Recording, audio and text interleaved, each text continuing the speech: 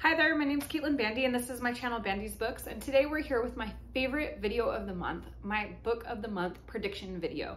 Today we're going to be talking about the books that are releasing in October 2023.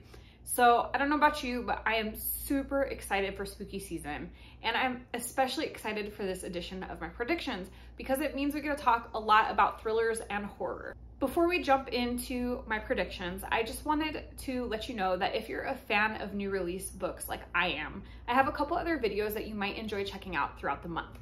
So first of all, coming up on the 12th, I am going to be starting a new series, and that is going to be the Aardvark book box prediction video. I enjoy these book of the month prediction videos so much, and Aardvark has such a distinct vibe from book of the month that I thought, why not try to predict them both? So going forward, you'll see my book of the month prediction video on the 8th of the month, and then the Aardvark prediction will follow on the 12th of the month. Additionally, around mid-month, I have a video called What's on My NetGalley Shelf, where I talk about some of my NetGalley statistics, but more importantly, I talk about 5 new releases that are on my NetGalley shelf that I'm super excited about. Usually these releases will be within the next 2 months, so I'm not going super far out, but I'm not necessarily talking about immediate releases either. And finally, on the last day of the month, every single month, I do a new release video talking about some of the books that are going to be releasing in the upcoming month. Now you may be wondering why on earth you want to watch all 4 of these videos, and that's because I cover different books in each of these videos. I may occasionally, if I really love a book, talk about it in 2 videos, but I'm definitely not repeating the same list over and over again.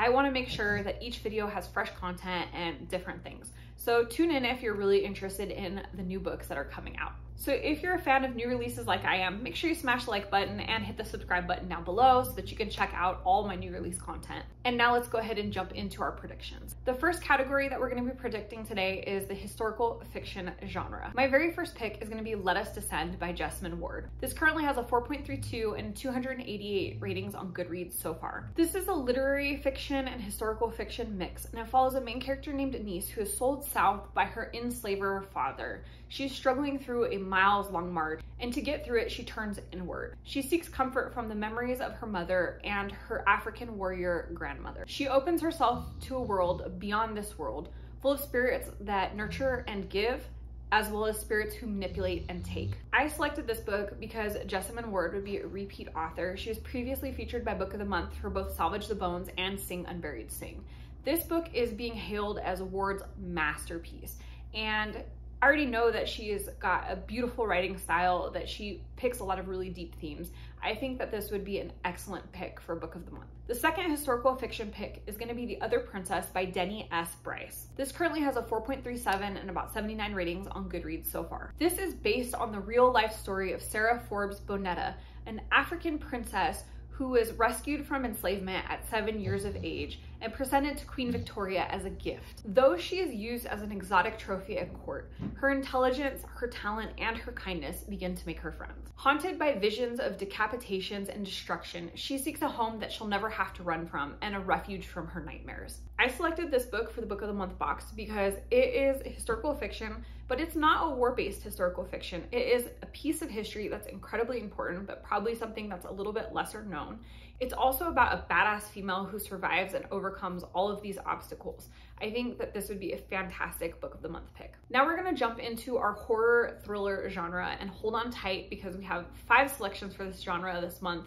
I honestly could have done an entire video just on horror and thrillers because so much of it is dropping this month. First, we're talking about Starling House by Alix E. Harrow. This currently has a 4.34 and about 568 readings on Goodreads so far. Eden, Kentucky is a dying, bad luck town that is famous for E. Starling, an author and illustrator who wrote the Underland series and then promptly disappeared.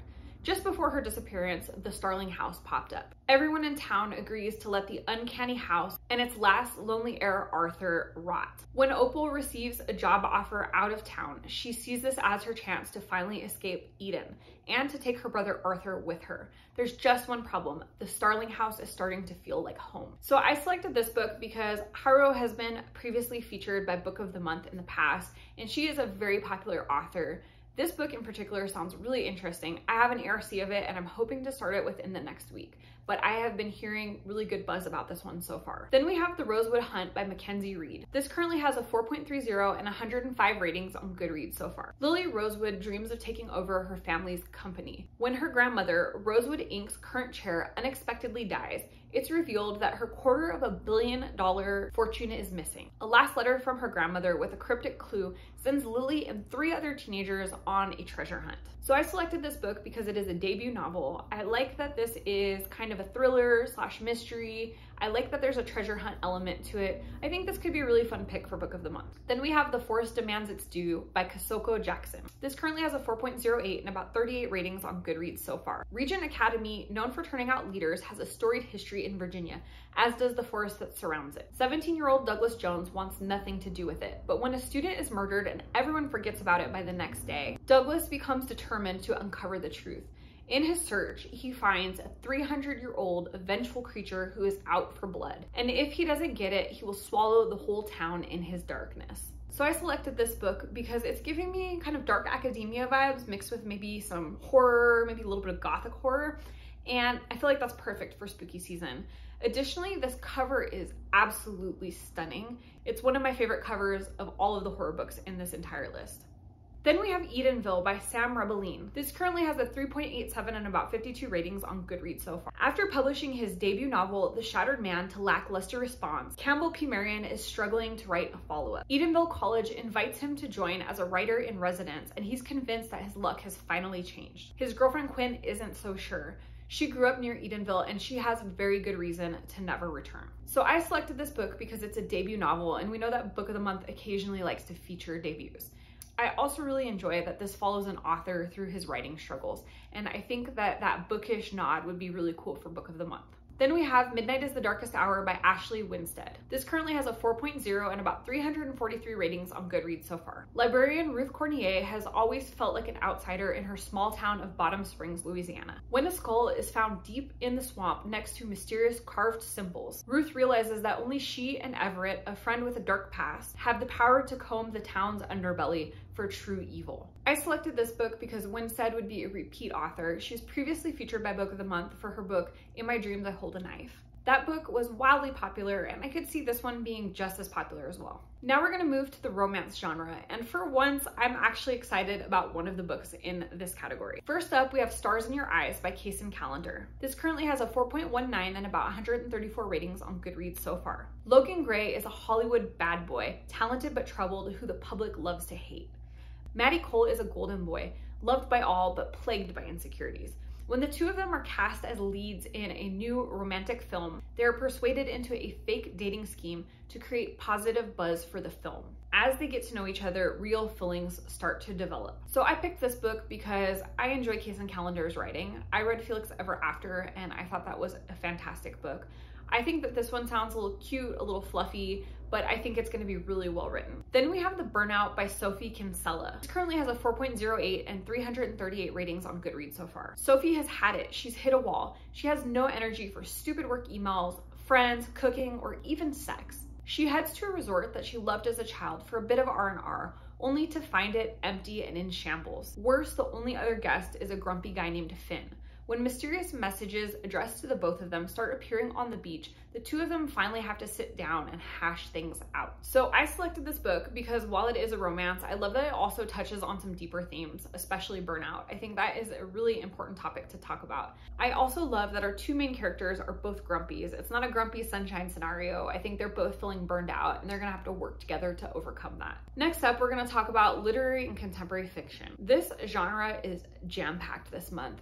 I have 4 selections and 3 of them are by repeat authors. First up, we have Family Meal by Bryan Washington. This currently has a 4.33 and 102 ratings on Goodreads so far. Cam is living in Los Angeles and his life is falling apart after the love of his life died.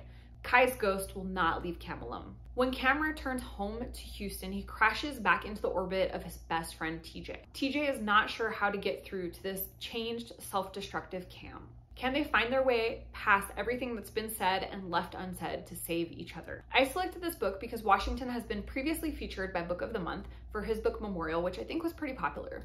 This book sounds really good. While it does have a romance element, it's going to be exploring grief and loss, themes that have been really popular with Book of the Month before. Then we have What We Kept to Ourselves by Nancy Jooyoun Kim. This currently has a 3.95 and about 110 ratings on Goodreads so far. 1999, the Kim family is struggling to move on after their mother, Sunny, disappeared over a year ago. When her husband finds a dead body in their backyard, holding a letter that's addressed to Sunny, a whole bunch of questions spring up. 1977, Sunny is pregnant and recently arrived to America from Korea. Things are not as she had hoped they would be. She's feeling lonely and very isolated when a chance encounter at a bus station creates a connection that will span decades. So I selected this book because Kim would be a repeat author. She was previously featured for the last story of Mina Lee, which I think did relatively well. This book in particular sounds really interesting because we have a character in one timeline who has just recently immigrated and is dealing with some cultural shock. And then we have this mystery in 1999 of what happened to her. So it combines that family drama element, an immigration story, and a mystery / thriller element. This sounds like it could be really good. Then we have Everything Is Not Enough by Lola Akinmade Åkerström. This currently has a 4.07 and about 43 ratings on Goodreads so far. Can a career woman have it all? Can having it all be a gilded cage? Can you run from your past to have it all? Kemi, Brittany Ray, and Jesmyn's stories intertwine loosely as they deal with place, prejudice, and patriarchy in Europe. So I selected this book because Åkerström would be a repeat author. She was previously featured for In Every Mirror She's Black. I think that received pretty good acclaim. This book has a similar setup in that it focuses in on 3 women and their stories are loosely intertwined. But this time, instead of discussing racial identity, we have a book that's a little bit more focused on gender issues and patriarchy. I think this could be a really good read. Then we have The Leftover Woman by Kwok. This currently has a 4.26 and about 176 ratings on Goodreads so far. Jesmyn Yang arrives in New York City from rural China. She's fleeing a controlling husband and in a desperate search for the daughter who was taken at birth due to China's one-child policy. Publishing exec Rebecca Whitney seems to have it all: a successful career, a beautiful home, a doting husband, and an adopted Chinese daughter who she adores. When an industry scandal threatens her world, her role in her family is called into question. I selected this book because Kwok is a pretty popular author. Her books have been very successful in the past, and this one is already receiving some very good buzz. It also covers a topic that I don't see explored a lot, which is China's one-child policy and the consequences of adoption. I'm curious to see how Jesmyn's story and Rebecca's story come together. After that, we're gonna jump into the fantasy genre. The first of the fantasy picks is The Unmaking of June Farrow by Adrienne Young. This currently has a 4.52 and about 349 ratings on Goodreads so far. Jasper, North Carolina, June Farrow is waiting for fate to find her. A mysterious curse plagues her family line. Haunted by non-existent wind chimes, a voice calling her name, and a door that appears out of nowhere, June is determined to end the family curse. After her grandmother's death, June finds cryptic clues to her mother's decade-old disappearance. So I selected this book because Young would be a repeat author. She was previously featured for Spells for Forgetting You, I believe around this time last year, and it seemed like that was pretty successful. This book is getting really good hype so far, and I could see this being really popular with that fantasy, kind of spooky, mysterious vibe going on. I think it would be the right type of fantasy book for spooky season. And the second fantasy selection is The Hurricane Wars by Thea Guanzon. This currently has a 4.11 and about 556 ratings on Goodreads so far. Taliesin has grown up an orphan in a nation under siege by the Night Emperor. She hides a deadly secret that light magic courses through her veins, a power believed to be wiped out years ago. Prince Alaric, the Emperor's heir, is tasked with wiping out any threats to the Empire. When he sees Taliesin burning bright on the battlefield, their powers merge to create a force never seen before. But a greater threat is coming, and only their combined magic has a chance to defeat it. So I selected this book for Book of the Month because it has both romance and fantasy. It's kind of being marketed in that romantasy genre, which is wildly popular right now. I think that the story sounds really interesting, and the cover of this book is stunning. It would be such a beautifully aesthetic choice for Book of the Month. And finally, we have nonfiction. The book I picked out is a extra special celebrity memoir, and that's Making It So by Patrick Stewart. This currently has a 4.80 and only 5 ratings on Goodreads so far, so I think the publishers are trying to keep this wrapped up tight until publication day. This is described as a revealing portrait of an artist whose astonishing life, from his humble beginnings in Yorkshire to the heights of Hollywood and worldwide acclaim, proves a story as exuberant, definitive, and enduring as the author himself. So I selected this book because Sir Patrick Stewart is an icon. I mean, seriously, who doesn't love him? He has played so many remarkable characters, whether it was in theater, in series, or in movies, and he is really well beloved. Book of the month doesn't always feature celebrity memoirs, but when they do, they always make sure to pick ones that are excellent. And I have a feeling that this one just might be excellent. So those are all my selections for my October 2023 Book of the Month prediction video. I hope that you've enjoyed them. If you did, make sure you hit the like button and comment down below and let me know what you think about these picks. Are there any books that you would especially love to see in your Book of the Month box? Are there any books that I didn't put on my list that you think are for sure going to be Book of the Month picks? And if you're not already subscribed to this channel, you know what to do. Hit the subscribe button down below as well as the notification bell so that you never miss a video, and that way we can see each other again soon. Thanks so much for joining. Bye.